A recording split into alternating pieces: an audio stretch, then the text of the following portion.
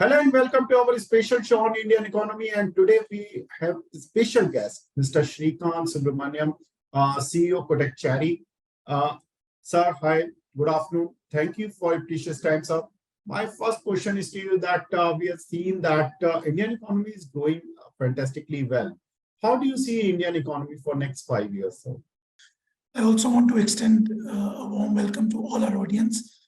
Indian economy, as you rightly said, has been growing from strength to strength, especially when most of the foreign economies around us have had it very tough, with the exception of course, US, which in the last 3 to 6 months has been equally strong, led by information technology stocks, or what we call as generative AI. जो open AI का आप लोगों ने इतना सुना पीछे, उसके चक्कर में tech stocks बहुत भागे. But apart from that, Indian markets have been very resilient. और इसका अगर आप थोड़ा सा analysis करें, the main reason why Indian markets have been strong, इसके 2 या 3 main reasons रहे हैं. Despite so many troubles that has happened over periods of time, whether it was COVID, whether it was the Ukraine-Europe war, crude prices, जो India का एक major import का item है, they have remained in fairly comfortable position for us. So, अगर crude prices का थोड़ा सा price बढ़ता, it could have been slightly more difficult for us because we import a lot of our crude oil requirement. On top of that, while on this part we have been reasonably lucky, बाकी चीजों में luck से ज़्यादा our own doing का काम है. Whereas when I say that, what I mean is we have been extremely prudent as an economy to give most of the foreign investors a very safe opportunity to come and invest, especially when most of the other economies and most of the other countries have been going into different periods of volatility. There have been issues around areas such as China, as we all know. There have been issues in Russia, and even other economies have had certain political and economic volatility. In the middle of all of that, we saw India being presented to the world as a very credible option with a fairly stable political and a fairly stable economic landscape. On top of that, most of our macro situations, whether it's to do with inflation in check, whether it's to do with interest rates, whether it's to do with the growth of GDP, I think India has scored extremely well. One last thing, Vivek, I will say, unlike many times where India as a market has been very dependent on flows coming in from foreign investors, last 3-4 साल से India की खासियत ये है कि India के जो retail investors हैं, जिसको हम लोग कभी कभार SIP बुक से कहते हैं या डोमेस्टिक म्यूचुअल फंड से कहते हैं, they have become extremely strong, and they have been able to act as a force of resilience in the face of global volatility. So because of all these reasons, India is staying strong, and I see no reason why at a macro level in future India should be any different. Of course, on a short-term period, I do caution all our investors, all our viewers, that क्योंकि market हमेशा एक तरफा नहीं भागता, जो चीज बहुत तेज एक तरफ जाती है उसमें कभी ना कभी या तो छोटी सी रुकावट आती है या कभी ना कभी थोड़ा सा एक बम्प आता है.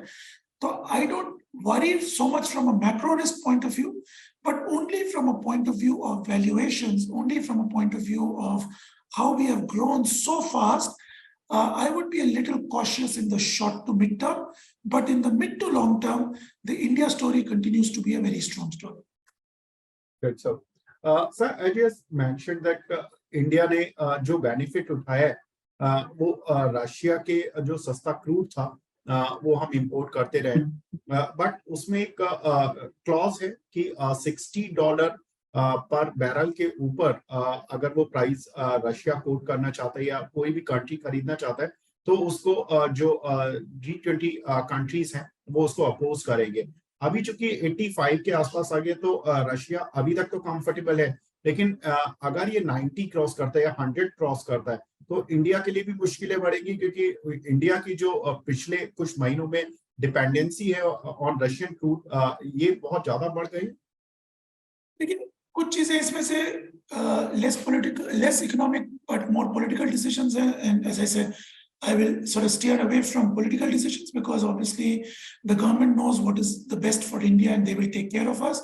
But purely economically, I think आपका आंसर एकदम आपका क्वेश्चन एकदम ठीक है that as long as crude 80 to 90 के रेंज में रहता है और डॉलर बहुत ज्यादा स्ट्रेंथन नहीं होता, we are still in a comfort zone. I think 90-100 के ऊपर में in general जब crude oil ऊपर गया है, it has had a direct impact on both the inflation and hence the macroeconomic factor and also the GDP growth.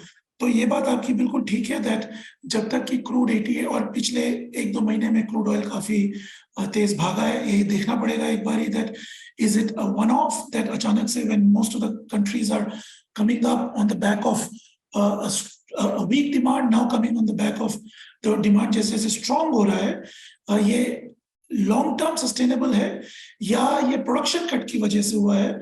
But अगर हम लोग क्रूड ऑयल कहीं पे 80 और 90 के बीच में निकल पाते हैं as a country, then I think we should be okay. But yeah of course 90-100 के ऊपर में थोड़ी सी मुश्किलें from a macro economic point of view India के लिए आ सकती है. बट एक चीज और है इसमें, इंडिया का फॉरेक्स रिजर्व जो थोड़ा सा पहले से डिप्लीट हुआ है still very strong. So I think while at an overall level a higher crude for a net import economy like India is never a great story.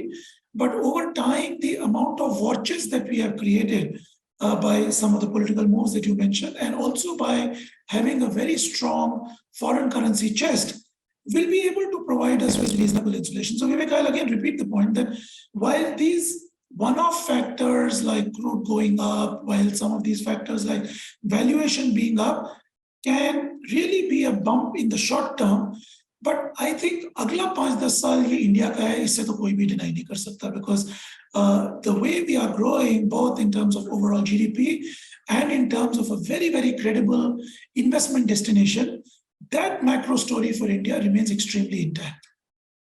Exactly. And so what we can say that China's problem is India's India's opportunity actually, क्योंकि हम देख रहे हैं कि like in last 5 years China is not growing as we have just seen the kind of growth we have seen in last 10 or 15 years, like since 1990s till 2007 we have seen that the Chinese economy has just grown in double digit or 8 to 9% की growth उनकी हमने देखी थी. अभी पिछले कुछ सालों से थोड़ा sluggish चल रहे हैं, तो इसीलिए इंडिया को अपॉर्चुनिटी मिल रही है या इंडिया के अपने फंडामेंटल्स हैं या जो स्ट्रक्चरली इंडियन इकोनॉमी उतना स्ट्रांग हो रही है. देखिए, आइडियली इन आइडियल वर्ल्ड किसी की प्रॉब्लम हमारी अपॉर्चुनिटी नहीं बननी चाहिए, but you can not wish away with the realities. India का स्ट्रेंथ अपने आइसोलेटेड स्ट्रेंथ पे भी है. The fact that China is going through a bit of a economic challenge of course will be very handy, but ऐसा नहीं है कि क्योंकि चाइना की प्रॉब्लम हुई इसलिए इंडिया स्ट्रांग है.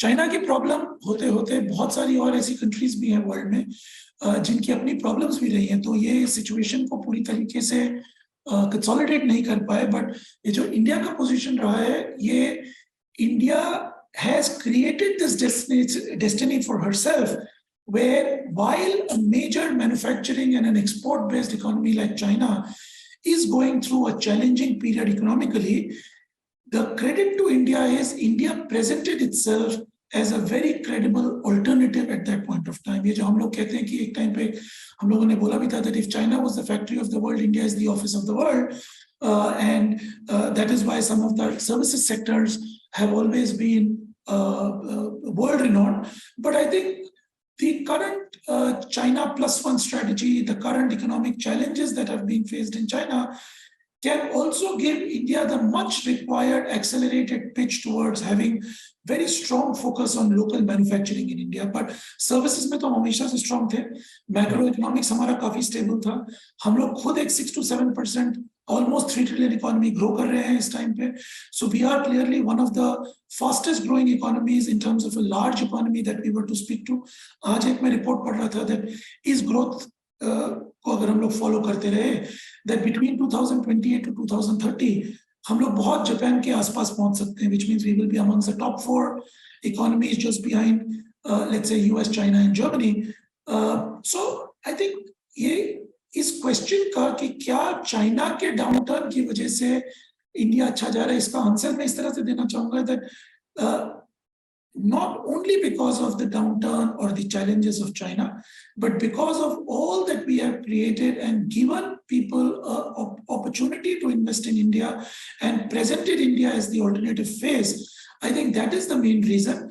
Agar even if China were doing well, India standalone tab bhi is time pe अच्छा करता. The fact that वहां का flows या वहां के कुछ orders India पे आ रहे हैं, that is an added advantage for us. Right. So, sir, how do you see currency? Because we have seen बहुत ज़्यादा volatility थी in last 2 years में. If we compare USD with as compared to, I mean, with so many currencies like Asian countries की ज़्यादातर currency collapse होती हुई दिखाई दी. श्रीलंका, पाकिस्तान का हमने हाल होते हुए दिखाई.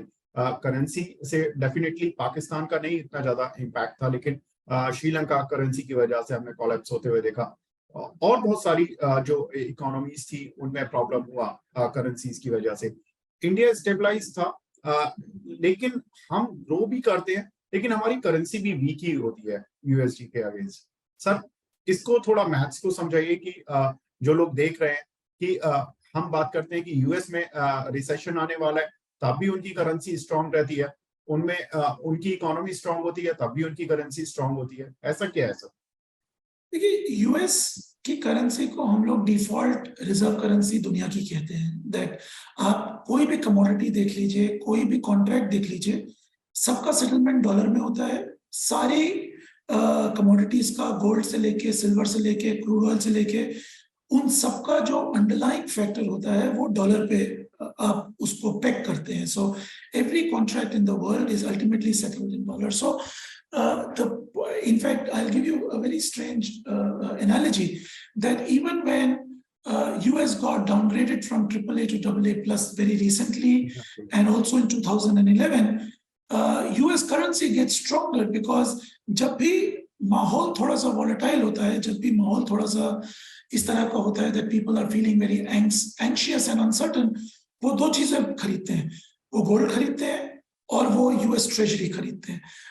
यूएस ट्रेजरी इसलिए खरीदते हैं बिकॉज आज भी at 22 to 25 trillion economy, US economy still one economy जहां लोगों का एक परसेप्शन ऐसा है कि यूएस कभी डिफॉल्ट नहीं करेगा. प्लस क्योंकि यूएस एक डिफॉल्ट करेंसी है दुनिया की, even if the US credit rating goes down, आपका एक नॉर्मल एटीट्यूड ये होता है कि आप और ज्यादा जाकर के यूएस की करेंसी ही खरीदते हैं. जब आप गोल्ड खरीदते हैं तो भी आप इन अ वे यूएस डॉलर को स्ट्रेंथन करते हैं बिकॉज गोल्ड का डिनोमिनेशन भी यूएस डॉलर में होता है. तो यूएस डॉलर अपने आप में एक सेफ हेवन करेंसी कहा जाता है. कुछ और करेंसीज भी हैं जिसको हम लोग सेफ हेवन मानते हैं, जैसे कि स्विस फ्रैंक हुआ या जापानीज येन हुआ, बट इनका ट्रेडिंग और लिक्विडिटी वॉल्यूम इतना स्ट्रांग नहीं है जितना यूएस करेंसी होता है. जापान और स्विट्जरलैंड को यूजुअली लोग सेफ हेवन इसलिए मानते हैं बिकॉज इनकी इकोनॉमीज को लोग बहुत स्ट्रांग समझते हैं. जहां सवाल इंडिया का रहा, वहां आपने खुद ही ये हाफ आंसर दिया दैट इंडिया के जितने नेबर्स रहे इस रीजन में, जैसे श्रीलंका हुआ या पाकिस्तान हुआ या बांग्लादेश में, हमने देखा इनके कंपैरिजन में इंडियन करेंसी बहुत रेजिलिएंट और बहुत स्ट्रांग रही है. And I think that is one clear indication that India as an economy is coming of age. Currency devaluation and currency depreciation is in some sense also the perception of how foreign investors perceive the economic strength. अगर उनको लगता है that एक particular country की holding उनके लिए weak है, तो वो उस holding को sell करते हैं. तो both equity prices, interest rates, यानी कि bond instruments और करेंसी तीनों प्रेशर में आती है. इंडिया के केस में क्योंकि फॉरेन इन्वेस्टर्स लगातार इंडिया में इन्वेस्ट करते आए, डोमेस्टिक इन्वेस्टर्स इंडिया को स्ट्रेंथन करते रहे, तो इंडिया में इतना सेलिंग प्रेशर नहीं रहा, जिसकी वजह से Indian currency while it depreciated but it did not go into a vertical drop and it did not create India those kind of problems the way some of the other Southeast Asian countries or some of the other lesser strong countries faced in comparison to India. कहीं पे तो inflation rates 100% के ऊपर जा चुके हैं एक साल में. Now for us in India, आप एक टाइम पे आप देखिए इंडिया का इन्फ्लेशन और यूएस का इन्फ्लेशन ऑलमोस्ट एक बराबर था, जबकि इंडिया का रियल इंटरेस्ट रेट हमारे इन्फ्लेशन के आसपास था, जबकि यूएस का रियल इंटरेस्ट रेट इन्फ्लेशन से कम था, विच मीन्स यूएस में एक इन्वेस्टर को नेगेटिव इंटरेस्ट रेट मिलता था just by holding money, because उनका इन्फ्लेशन यानी कि जिस चीज पे प्राइस ऑफ गुड्स बढ़ रहा था उससे कम उनको रिस्क फ्री रिटर्न यानी कि गवर्नमेंट से ब्याज या बैंक से ब्याज मिलता था।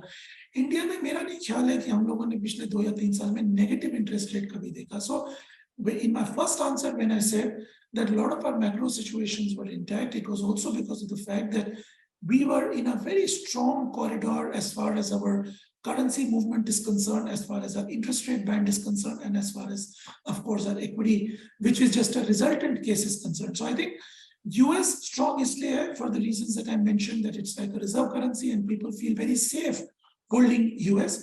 India itna strong isliye raha, even though India, अगर आप कभी भी 10 साल का हिस्ट्री देखें तो इंडिया इन जनरल 3 से 4% यूएस इकोनॉमी के यूएस करेंसी के अगेंस्ट में डिवैल्यू करता है, और उसमें कोई बहुत बड़ा रॉकेट साइंस नहीं है।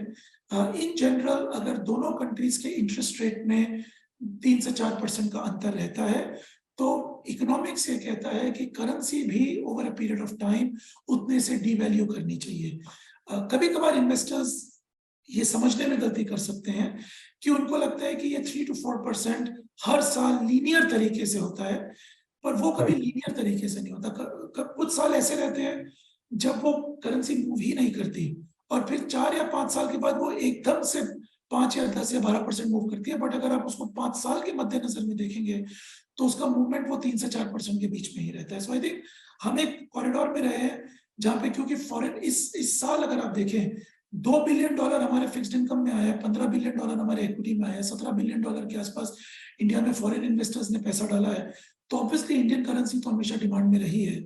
सो उसके चलते हुए while Indian currency has had certain weakness because US dollar has gained, but India on its own has been very resilient and fairly strong. Sir generally होता क्या है कि जब interest rate cycle upward trend में होती है तो financial markets को ये अच्छा नहीं लगता, लेकिन इस बार शायद ऐसा होता नहीं है जनरली, लेकिन इस बार फाइनेंशियल मार्केट्स ने भी अच्छा ही परफॉर्म किया। और अगर हम देखें तो यूएस में जहां पर कि पीएमआई 47 पर चल रहा है, यूरोप में जहां पर पीएमआई 44 और 42 की रेंज में आ चुका है, इंडिया का PMI though it's hovering somewhere around at 57 58 levels. तो सर फाइनेंशियल मार्केट को अब ये जो पॉज होंगे, अगर ये 6 महीने भी नो सपोज रहता है, तो कुछ लगता है कि कॉर्पोरेट अर्निंग्स पर हिट लगते हुए दिखाई देंगे आपको? But most of the interest rate tightening जितनी होनी थी हो चुकी है. So and corporate India has been both resilient and matured in terms of walking through and navigating this corridor of high interest rate. I think one part that got handy was क्योंकि हम लोग Covid के back से आ रहे थे, तो एक resurgent economic trend था जिसकी वजह से demand was Fairlie strong. So I think ये अब विथस्टैंड कर गए। यहाँ से वाइल आज ही मैं एक रिपोर्ट पढ़ रहा था कि रिटेल लोन्स में थोड़ा सा स्ट्रेस दिख रहा है क्योंकि मॉनसून थोड़े से अनइवन रहे हैं, जिसकी वजह से रूरल इकोनॉमी में इन्वेस्टर्स पे थोड़ा सा प्रेशर रहा है। तो that trend is something that I would want all of us to watch carefully. So far in India, retail loans has never been such a big issue. But corporate loans के लिए मेरे हिसाब से जो worst period of interest rate high regime था, वो और इससे खराब तो नहीं हो सकता। ये यहीं पे रहा भी थोड़े दिन तो यहाँ से चल जाएगा। एंड ये आपकी बात ठीक है that usually interest rate और equity market थोड़ा सा inverse रहे हैं, but इस टाइम पे क्योंकि इंडिया में flows दोनों के बहुत strong रहे हैं, both markets have delivered extremely well. But as I said, I think हमारे हिसाब से थोड़ा सा वैल्यूएशन इक्विटी मार्केट्स में स्ट्रेच लग रहा है, तो शॉर्ट टू मिड टर्म में इक्विटी मार्केट्स एक बार के लिए थोड़ा सा ब्रीदर ले सकते हैं, but bond market as I told you for the next 6 months will continue to remain in a slightly longish kind of a corridor of interest rates. Okay. And sir, how do you see the role of Kotak Cherry in the emerging Indian financial market needs? Advertising access to investments for every Indian. Kotak as a group has been a fairly known group in the area of capital markets, enabling investors to make the right choice of investments. Kotak Mahindra Bank has been one of the leading wealth management players. where over the last 20 years, we have serviced some of the rich and the very rich investors. Now, through Kotak Cherry, we want to bring this proposition of investing to everyone in India, not just keep it only for the HNI and the UHNI category, but use our domain skills, use our understanding of market to bring it to every population of India. And Kotak Cherry uses technology, and technology ka khasiyat ye hai that technology does not see between a large investor to a small investor, A city versus a B city, young investor versus an old investor. Technology की खासियत ये है कि हम लोग कभी-कभार ये word बोलते हैं डेमोक्रेटाइजेशन, बट उस वर्ड का मतलब ये रहता है कि technology truly empowers every investor to come on the app and make an investment getting the right choice. Kotak Cherry अपना रोल यहाँ पे ये सीरियसली लेता है that हमारे हिसाब से इंडिया में बहुत सारे प्लेटफॉर्म्स हैं जहाँ टेक्नोलॉजी बहुत स्ट्रांग है या जहाँ पे फाइनेंशियल डोमेन बहुत स्ट्रांग है. हम ये कोशिश कर रहे हैं कि एक सिंगल प्लेटफॉर्म पे इन दोनों का स्ट्रेंथ आ जाए, वेयर हम लोग स्ट्रांग टेक्नोलॉजी के थ्रू हर शहर, हर सिटी, हर एज ग्रुप, हर इनकम ग्रुप के कस्टमर्स को इनवाइट करें और कोटक के लीनेज के थ्रू, ब्रांड के थ्रू, अंडरस्टैंडिंग ऑफ मार्केट के थ्रू हम लोग इन्वेस्टर्स को चॉइस, इंफॉर्मेशन और नॉलेज से एम्पावर कर सके ताकि वो सिर्फ टेक्नोलॉजी पे जो दिखता है वो खरीदें, ऐसा नहीं, पर using our decades of experience and research एक अच्छा चॉइस बना सके on Kotak Cherry as a platform. And today in Kotak Cherry more than 5 lakh investors have downloaded our app, and I would request many of your viewers to go and try. And Kotak Cherry is not restricted for only a single product, but Kotak Cherry tries to give a wholesome experience of investments, and we cover products such as mutual fund, curated mutual fund baskets, where अगर आपको एक mutual fund नहीं खरीदना तो तरह तरह के different baskets हैं जहां एक बास्केट्स एक सिंगल क्लिक पे खरीद सकते हैं, स्टॉक्स, बॉन्ड्स और अलग अलग तरीके के financial investment. So that's what Kotak Cherry is trying to do. Some new investors are coming into the market through either direct equity or through mutual funds. Sir, industry की expectations क्या हैं for next 5 year 10 years? Because हम देख रहे हैं कि SIP ने बहुत excite किया हुआ है, even FIs परेशान हो गए. उन्होंने जब आउटफ्लो किया इंडिया से तो उन्हें लगा कि इंडियन मार्केट जब वो दोबारा री एंटर करेंगे तो उन्हें चीप वैल्यूएशन पर मिलेगा, लेकिन उनका बहुत जो पीरियड था वेट करने का वो लंबा हो गया एंड फाइनली उन्होंने इंडियन मार्केट में एंटर करना शुरू किया. सर, कितना एक्साइटमेंट है आपकी इंडस्ट्री में? As I said, I think mostly जब जितने भी आप इंडस्ट्री एक्सपर्ट से बात करेंगे, I think ये बात एक म्यूचुअल कंसेंसस है that the next 5-10 years is really our years. I won't say और कोई जगह अच्छी नहीं करेगी या we are the only ones, but if at all we had a strong force in our favor, this is the time. Everything, we are a stable market, we are a stable country, we are a stable economy, we have a workforce where our median working age is 28-29 years. We are an English-speaking nation, and hence we can be a service to the larger parts of the world. In general, if none of the macroeconomic factors move very sharply and hence pushing us on areas such as inflation or pushing us on areas such as currency devaluation, I think Indian markets ने पिछले 10 साल में कहीं पे भी between 10 to 12% का growth दिया है. I see no reason why that should not happen. Whether it will happen year on year, whether it will happen over a period of 3-5 years, those are things I don't know. But in general, when I look at markets, मेरा generally Indian markets, क्योंकि हम लोग GDP plus एक nominal interest rate को जब add करते हैं तो हमारा market से वो expectation रहता है.